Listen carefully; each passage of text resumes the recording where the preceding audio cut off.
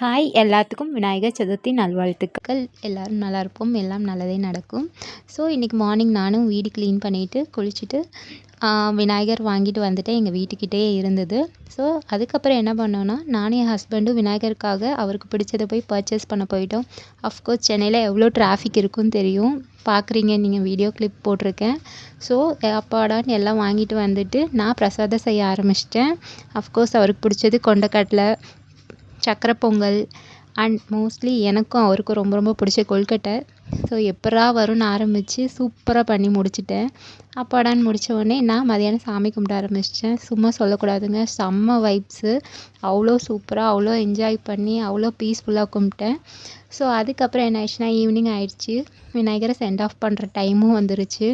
அவருக்கு கும்பிட்டுட்டு ஸோ அவரை சென்ட் ஆஃப் பண்ண அவர் வயிற்றில் வந்து தயிர் சாப்பாடு 1 ரூபா வச்சும் கட்டி நான் முடிச்சிட்டேன். உனக்கு இதெல்லாம் யார் சொல்லித்தரது அப்படின்னு கேட்காதீங்க. இது வந்து நான் சின்ன வயசுலேருந்தே எங்கள் அம்மா கிட்ட கற்றுக்கிட்ட ஒன்று. நாங்கள் எப்பயுமே இப்படி தான் கும்பிடுவோம் வருஷம். ஸோ அவங்க சொல்லி கொடுத்து தான் நாங்கள் இந்த மாதிரிலாம் வளர்ந்தோம். ஸோ நல்லா இருக்குல்ல கேட்க. ஸோ இப்படி எல்லாமே பண்ணி முடிச்சுட்டு விநாயகரை ஆற்றுல கரைச்சிட்டு எங்கள் விநாயகர் சதுர்த்தியை நாங்கள் சூப்பராக முடிச்சிட்டோம். தேங்க்யூ.